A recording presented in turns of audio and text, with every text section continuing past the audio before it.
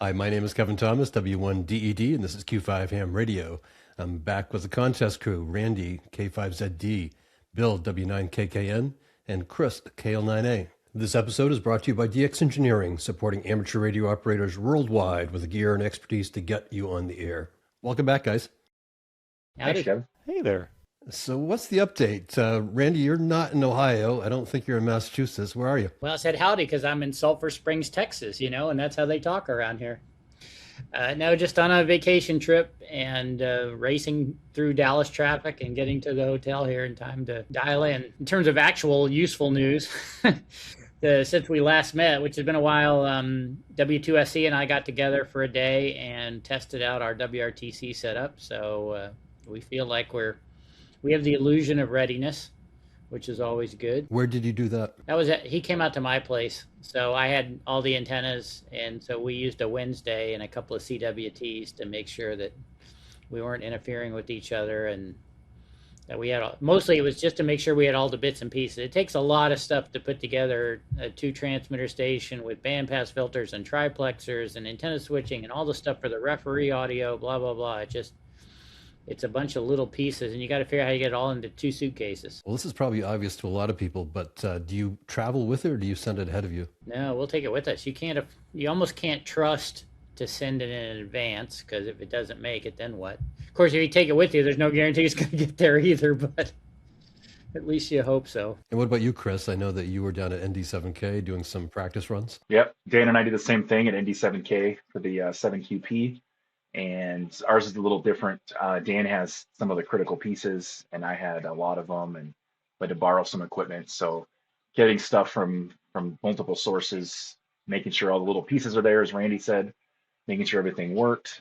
Some of the stuff we haven't used since 2018, and we worked out a few bugs. I'm glad we did it.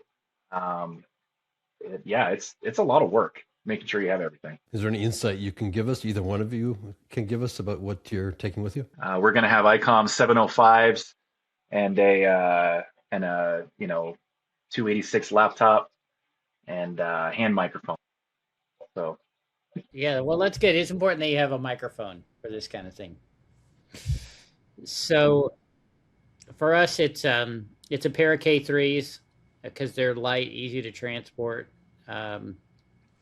We have a magic secret box that W2SC put together that handles all the switching and the keyer stuff and audio routing and all that kind of thing. And then Tom came up with a very clever way to give the referee audio. We feed the audio to the ref out of the recorder. That gives us a couple of things. Number one, it isolates them from us. So there's no impact from the referee's headphones. And also, it lets us know that the recorder is working, because if the referee doesn't hear anything, there's no recording going on. And it's funny how you spend more time worrying about that stuff than you do actually figuring out how to get RF out of and into a coax. So it's just the way it is. Our problems were the networking, and the computers were new to us, and that was our biggest headache. And then we tested a few microphones, figured out which ones we liked. We got some special settings in our radios. We're of course using ICOMs. I was joking about the 705s, but it makes a difference, and we have some new ideas this year that we didn't have last time. And we tested it out. It seems to be working. And Bill, what's up with you? I'm getting ready for Dayton next week. I'm doing a talk in CTU about in-band, making sure that I remember my slides. And that's mostly what's been going on. Making some plans for the local contest station here and figuring out some of those things. This last weekend I did Formula One. I went down to Miami and watched that. Contesting is really just a lot like racing. And I kind of grew up with a racing family, and I'm convinced that contesting is racing for electrical engineers, and racing is contesting for mechanical engineers. It's the same crowd, the same personalities. Get your cat out of the way. Yeah, I'm working on it. She wants to make a cameo appearance here. That's okay. Since you brought up Dayton, Chris, unfortunately you won't be in Dayton, but Randy, you will. What are the plans? I really have no excuse not to go, because I only live 3 hours away now. So I guess there's something good about living in Ohio, close to Dayton. but to get in on Wednesday and try to get a good night's sleep, which is impossible, so I can be ready to present at CTU on Thursday. And then after that, I don't have to do anything else. I can just wander around and talk to people. I'll also have a Cube 5 booth that you can hang out if you'd like. Yeah, I'm looking forward to that. And Chris, there's no way we can talk you into going? No, it's not. There's no desire. It's no time. Work is killing me, and then WPX and WRTC is our focus. We got 60 days, so that's single goal. It's hard to believe that WRTC is coming up that soon. So I got my CQ WPX log checking report, and Randy, I was kind of hoping you could go through. I think you did this once before, maybe a year ago, but go through what we should be looking at in that log check report. Well, probably best to do a show and tell sometime, but the purpose of the log checking report. You sent in your log. You did your best effort during the contest to essentially take the test, and now the log checking is the grading. And so the big things that log checking looks for is this QSO show up in the other log? So if it doesn't, that's called a not in log. That has a penalty if you do that. The next one is, did you get the exchange correct? And if you didn't, then you lose the QSO. And those are probably the two biggest ones.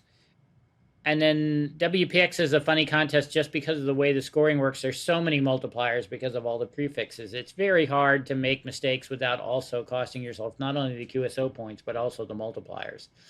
So in some ways, the less QSOs you have, the more awful your log checking report looks.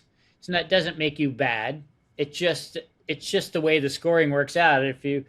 Let's say you have 100 contacts and you make, let's say, 7 mistakes, and 6 of them are multipliers. Well, it's just exponentially more carnage than it would be in some other contests. So you have to kind of look at it and just try to figure out really not so much what your score reduction was, but more about what you did wrong. Are there specific things that you do over and over again wrong that you can try to improve? Do you have trouble with the numbers? Do you need to ask for more repeats? That kind of thing. So how was your log checking report, Kevin? Well, I'm looking at it now. It's a 2.3% error rate, 6.5% score reduction. Okay, that's actually not too bad. It's not terrible, man. And No, not terrible. No, really. really. It's kind of the right. lower end. But it's frustrating to look at it. I got to tell you, when you look at the detail and realize how did I get that number wrong, or how did I get the call sign wrong? I mean, there's call signs that I know, and it must have been a typing error or something. But that's so frustrating. They're super humbling. They're the worst things on the planet. But you made the point that I was trying to make earlier. A 2.3% error rate results in a 6.5% score reduction. So again, you just can't panic over it. You have to try to work on it. I will say this, since I only had one radio during the contest, I couldn't be distracted by another radio. So my error rate was actually much better than normal. So I feel pretty happy with that, but it did not help me make up any ground on the guys ahead of me because they're also really good. Did you have audio recordings of your effort? I didn't, no. Oh, I mean, because that's the other thing that you do, right? You get the LCR back and, go queue up the actual QSO and just see what it sounds like and see, was it a typing error? Was it was it just, did it sound, was it kind of close that you could have honestly made that mistake? Were they saying it weird?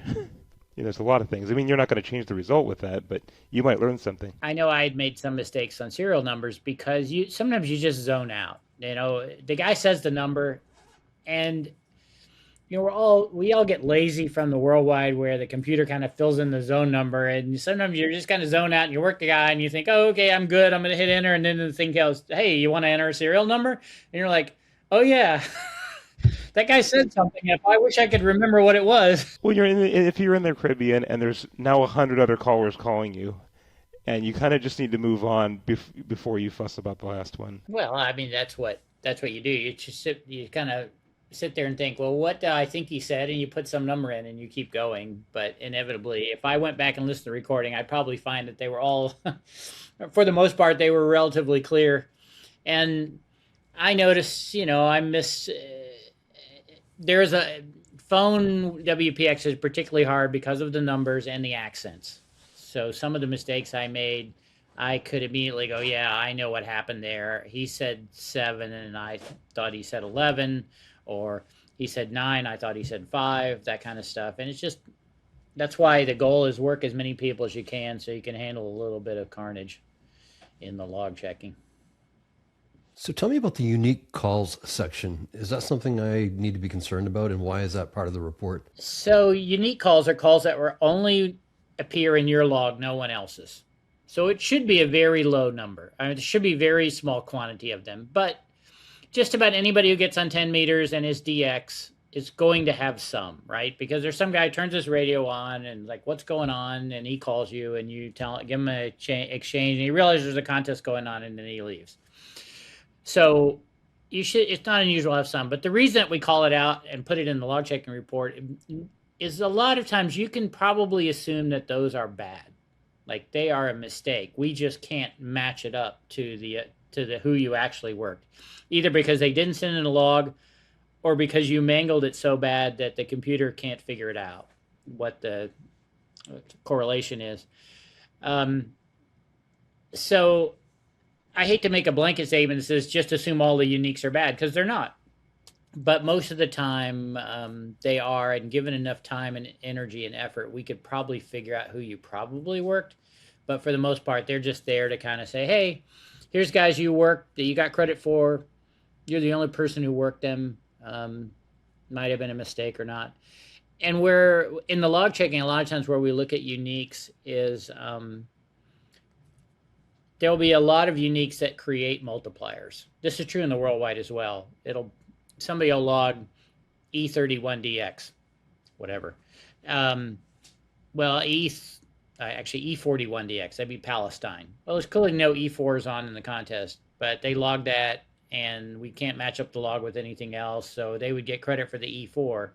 So we have some things that we can do in the back end to go look at the uniques and figure out, well, was this one probably a real unique, or was it one that's probably busted from something else? And that's all part of the process. But the good news is, Bud, we've done amazing work on the WPX phone results. So what are we, 37 days or 35 days after the contest? We've already got the preliminary LCRs out. And talking to Bud the other day, he thinks we should have the results out before Dayton, which would be pretty amazing. I don't think any major worldwide contest has ever done it in 45 days before. So if we can turn the crank hard enough, that will be a new world record. And do I get dinged if the other operator copied my call sign incorrectly? No, if we can match it up. Like you were ZF2KT, right? Correct.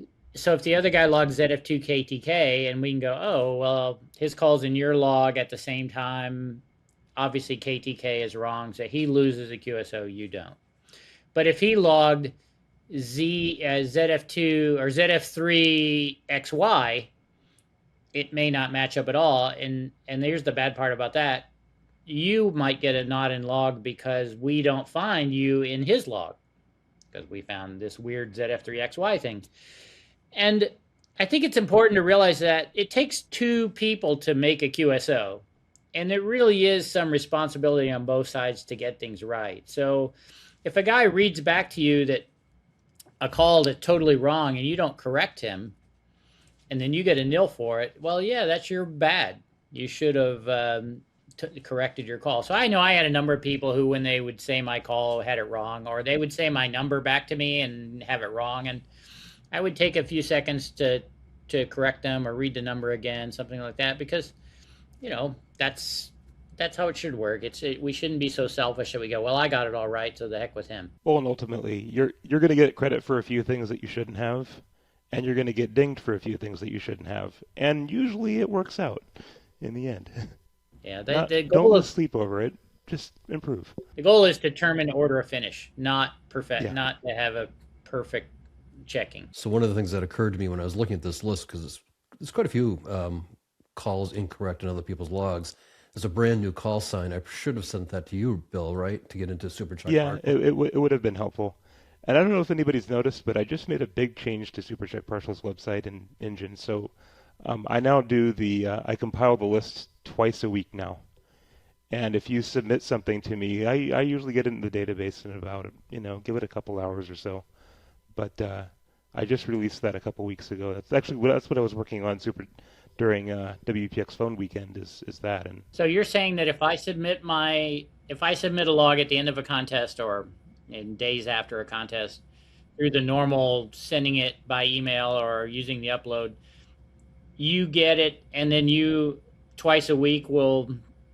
Yeah, I don't. So right now it's set up so that it happens right before and right after on the UTC midnight boundaries of CWT, because sometimes something wrong will go in and one of those guys will notice and they'll let me know, and then I do it once more right before the Friday because I don't want to do it during the weekend because there's a contest going on. So that's sort of the thinking there. I mean, there's probably a dozen other ways that I could be doing it, but it's what I kind of settled on. And it used to be once a month, right? So yeah, it's once a month. Generally, the first or the second UTC midnight. So like, you'd have the first go, and then I'd do it right at the end of the day. Because there's always be somebody like at the last minute that said, "Oh, but I need my call in for this weekend's contest." But now it's generally Tuesday and Wednesday, and the system's very, very automated. I know from the log checking that there'll be some calls for a variety of reasons that might be wrong 50 or 100 times in other logs. Now, do they just flow right through to super check partial, or do you have some? So I have a lot smarter system for validating calls now. I actually, if it's a call sign where I can get a government database like either the FCC, I'm having a little trouble with that one because the download link doesn't always work, but or the Canadian ISED database, I validated against those. I've also done some new things. I've got a new database format where I'm starting to encode information in the SuperCheck data partial database, like what contest families have I seen this call sign in? Have I seen it in a worldwide before? Have I seen it in a WPX before? I also indicate what modes I've seen it work. So like if you're in a RTTY contest, has this person ever been in RTTY before? So I'm just adding little tiny things. We'll see if the log checkers, not the log checkers, the logging software programs want to adopt any of the changes I've added recently. But it's not like there's not a lot of change in loggers these days. So we'll kind of see. But that was going to be my question. It's like, okay, so you add this metadata. It's fine for you to keep that internally. You can use it for whatever. But if you put it into the SCP file, then don't the logging software authors need to? So I have the old versions of the files that don't have any of that data still available. I haven't gotten rid of them yet, but I put a new version of the database there and I put some instructions of how to use it and how you could implement it in your software. I'm talking to a couple of them and sort of gently trying to encourage them, like, hey, you could add a bunch of more features that you didn't have before. You'd be the first one. So what do we think about that? And that SuperCheck partial is obviously a big aid in that it's telling you here's a universe of people who we know are active in contest or active on the air. And now you're going to go even a step further and say, well, this is a guy we know is on CW, or this guy we know is on phone or on RTTY. Is it better or too much help? It's a good question, man. But it's something that can have some evolution. It doesn't have to stay just a static list forever. If no one uses the features, great. If everyone thinks that they're useful, great. Okay, but I figured, I'll try a couple of things and see if anybody bites. Yeah, I always thought one of the great things about the SCP file was that it had bad calls in it. Because, yes, we all trust it a lot. Some of us blindly trust it. And you pay when you blindly trust it wrong. So you can keep cleaning up. I worry a little bit about contesting as it continues this evolution in almost every dimension of adding tools to help you remove errors or detect errors in real time or whatever, so you can do something about it. And now we're no longer testing the operator; we're testing their integration too. Well, I mean, one could argue that the new, spectrum subtraction feature of Nullcraft K4 lets you pull out call signs over sideband a lot better. But does it really? Are we testing how much money somebody spent on a rig or an antenna or whatever else? I mean, there's a lot of there's always an advantage to extract out of the tools that you have, as long as it doesn't break the contest rules. I just hope people keep thinking of new things. That's exactly the answer we would expect from a technologist, right? Oh, if it doesn't break the rules, then let's just keep adding in get as close to the line, asymptotically get close to the line as possible. I am a technologist, Randy. I understand that. That's why I'm making fun of you. But okay. I think I brought it up here specifically because given who our viewers are, I think they ought to recognize that, not everything is perfect, and sometimes you get a lot more satisfaction out of actually trying to learn how to do things the hard way. And then all these tools that are available, they become even more valuable once you've really learned the craft of doing the contest. So, Chris, you and Dan getting ready for the WRTC, you operated in the 7QP. How was that contest? That was great. Yeah, the 7QP is cool because there's so many QSO parties running at once. 7QP, the New England QSO party, Indiana QSO party, the Delaware QSO party. The bands were full, lots of mobiles on. The rates were super good. The rates were great. We had 2,000 Qs, and then we decided to hang it up for a while, and we sat around the pool for about 5 or 6 hours, 7 hours, I don't know.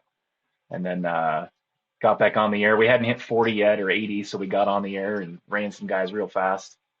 And then called it a night. You guys running high power? Oh, yeah. Oh, okay. Yeah, we tested everything, and we found some issues. That was a good thing. But Dan said, dude, we got to turn the amps on. This is going to be super boring. Like, all right, fine. Which took some reconfiguring of the station. But Dan doesn't have to worry about that. He just says, hey, you go fix this up and it'll work. Bill gets it. So I did that. But, that station is so freaking loud, and it's not like the bands were crowded. So it was super fun, but I'm glad we did it. Otherwise, we'd have showed up in England and been scrambling. So speaking of England, as someone who has never been to WRTC before, and I'll be going this year, what do I expect? I certainly know there's a contest going on, but beyond that, what do I expect? Well, there's drinking involved. There will be drinking. It's like Dayton, but with all the guys you know. But the cool thing about Dayton is all the guys you don't know. But WRTC is like Dayton with a contest. That's how I put it. And it's honestly, by the second day of WRTC, I'm ready for the contest to start because it's like, all right, guys, there's enough, standing around talking.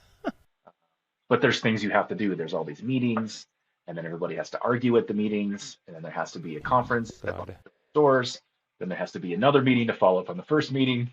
And it's just like this comedy of giant egos all in one room, hoping to win. Randy's laughing because he knows. It's a very interesting, like if you could just sit back and watch, you could probably write a book that would just be comedy gold. Somebody did. I know, it was great. It was a good book. It was a great book. But WRTC is great. I would skip Dayton for WRTC anytime. I think a lot of people do, unfortunately. Skip Dayton it might be on WRTC years. So it might be a down year. Yeah, but that's okay. That's all right. But yeah, I mean, I had much the same experience in Italy, and it's a more international crowd because you're going to get people from way more places in contesting, but they're all going to be really serious contesters. Like you're just going to find all of the big names and stations out, that you've probably worked for years, and they're going to be just all together in one place. You're not going to have a lot of the shack on a belt people walking around. It's just going to be pure contesting. There's no riffraff. Wow, less riffraff. Well, no, there's riffraff, man. There's less riffraff. I mean, the days leading up to the contest, though, there's all this kind of nervous anticipation. Everybody's talking. There's a lot of trash talking. I shouldn't say a lot, but there's some trash talking and some elbowing and that kind of thing. But eventually, you get your station draw and your referee, and you jump in your car and you drive out to see what you have to work with. You got to build a station, make it work. Then you go get whatever sleep you can before the thing starts. And England will be nice because the thing starts at noon or 1 o'clock or something. So it's very relaxed and on Saturday morning. Then you do 24 hours straight and you come back to the hotel. Everybody, it's funny watching the guys come back to the hotel because they're all dragging because they've been awake. It's pretty intense for that 24 hours. And then they had to take their station apart and get back to the hotel. And they just want to go to bed, but they can't because they got to talk to people. So and then there's kind of a collective waiting because the log checking stuff has to go on. So some people go on tours on Monday. Some people just hang around, but you don't really know who won usually until just before the dinner on Monday night. And once the result sheets come out, everybody just wants to look at and start. It's just like any other contest crowd. You get the results, and you're like, okay, what did we do wrong? Why did these guys win? Why are they ahead of us? That kind of thing. So you don't usually get a log checking report for a while after you don't get it right away. So you just have the scores to look at. And there's always a few surprises and a few tiers. Yeah, it's interesting. The guys that are like 3, 4, 5, 6 in there, those are all within log checking range. And it seems like in years past, that's a lot of movement happens in the log checking there. And like Randy said, a lot of tiers. There's a lot of frustration, lots of, oh man, that was unfair. Or other guys like, yeah, that's awesome. It's interesting. And a lot of guys are super surprised that they did so well. And a lot of guys roll up thinking they're going to get, top 10 and they get like 38th. And then it's just like crushing. It's really interesting and it's crazy stressful. To qualify for WRTC, you tend to do it from big stations and contests that you know well. And WRTC is, we're going to parachute you into a contest that doesn't have rules like any other contest. We're going to give you a station you've never seen before in a place that you've probably not operated from before or in that region before. And by the way, it's summer, so we're going to scramble all the conditions so they're upside down from what all the qualifying events were, and then go. And oh, by the way, when it's over, there's no do-overs. There's no how did we, we'll come back next year and get them. It's like, no, it's a one and done. It's very much like the Olympics in that regard. I watch the Olympic athletes and how they have the agony and ecstasy. It's the same thing because when you only have one chance, so many things can blow you up. You blow up a radio, you break something, you just make a tactical error or your partner gets ill for a little while. I mean, there's many things that can take you from the top 10 to the bottom 10. Or you're just near an interference source. Yeah. Luck plays into it. It really does. It does. You get a bad station draw. You make one bad band change, you can go from first to third. Yeah. That's all it is. So yeah, it's great. Yeah. Or one good one. So this will be my last one. I can guarantee. I've done too many of these already. So, but I said that after Italy. Tom and I both said that before we did Italy that we weren't doing it ever again. And we finished, and it wasn't an hour after Italy was over, and we're like, okay, we got to do this again. So here we are. Man, you guys are sick. So speaking of the next one that you won't do, Randy, have there been any rumors from where that's going to be? I have not heard anything at all. So if anybody wants to sponsor a WRTC, this next one would be a good one. You get the full 4 years to work on it in advance, where the English guys, they only had 3 years. So I think they were a little bit under the gun to try to catch up. They got some help by acquiring the antennas and stuff from Italy. So they didn't have to source a lot of that infrastructure. But even still, it takes some work. But it's every group that's done a WRTC, a couple of things have happened, my observation. The people in the local area have come together. It's created new contesters or more interesting contesting. I felt like the WRTC in Brazil expanded the number of PYs that were active. Right or wrong, that's the way it felt. Russia was just an amazing thing where they came together across the country because they already had a history in the country of doing these high-level on-site competitions. In Boston, we had 500 volunteers who all came together for that weekend and really produced a great event. So there's a lot that comes away from these, but it does take at least a small core of people who are totally into doing this for 4 years. Because it's like any other big project. It doesn't seem like anything's happening, and we have plenty of time. We'll worry about it tomorrow. And then suddenly it's like, wow, I wish we'd worried about that last week. It flips over pretty fast. And Randy, do you have a sense of how much money needs to be raised to put on a WRTC? I have no idea. I think in the earlier days, the goal was to raise enough that the competitors and so on didn't have to pay for so much. But we're now moving into a model that says the organizers are paying for what they need to get the venue and the sites and infrastructure and so on. And really the participants need to pay a good part of their way. I think there's probably some funds available on the side for guys who do have trouble doing that, like youth teams and that kind of thing. But for the most part, it's not relying on the organizers to raise everything that's required to get people there. And I think that's probably a good thing. It's still the most expensive WRTC ever. It's a lot.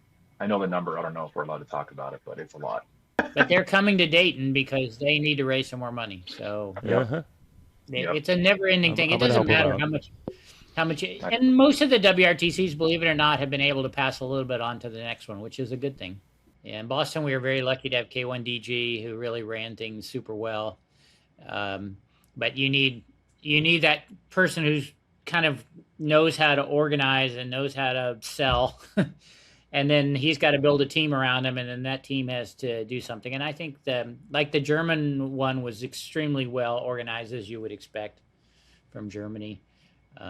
But it's not a money thing. The money is important, but you want to do it because you want to do it and be a part of organizing such a thing. And then the money is just something you have to figure out, just like all the other stuff, which doesn't minimize any of that. It's still hard. But, if you're the organizers of each WRTC get to put 2 people on the sanctioning committee. So, there you go. You can spend 4 years' work so you can get on another committee. Here's your consolation prize. Sorry,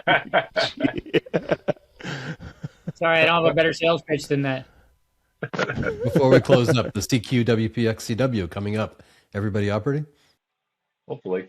Yeah, we'll try to be in that. What are you doing, Bill? Tell me more. Chris, where are you going to be? Oh, I'm hoping to be at KM7W. I had planned on not doing that contest, but we'll see. We might do multi-single. I have a lot of work. I have a lot of new upgrades to try and some things I need to do to get the station ready for the summer. So hopefully multi-single at KM7W. That'd be great. I'm going to try to find a special call, a 2x1 call that I can use just to be a little more interesting. And because I have no life outside of radio contesting, I'll probably do the contest. Single up, all band. I'm going to try to remote into ZF. That's sort of, actually, this contest in particular, I've had success with that over the last several years where, either it's NN1C or NI or, some other plan, but we'll remote into ZF and do either a multi-single or I'll do a single op or something. And, normally it's not necessarily serious because you're just another prefix, but it's a good time. The pile-ups are nice. It's, summer conditions, so the bands are open long. And any final comments, guys, before we wrap? See you in Dayton. Oh, yeah, have fun in Dayton. I'll be looking forward to all the cool stuff because I'll be one of the guys watching and wishing I was there the entire time. So I'm looking forward give you a to bunch of FOMO photos. Get your plane ticket, I will. I usually get a bunch of video calls with guys that have had several drinks, and Q5 will be a nice addition to that. My name is Kevin Thomas, W1DED. This has been Q5 Ham Radio with the Contest Crew 73.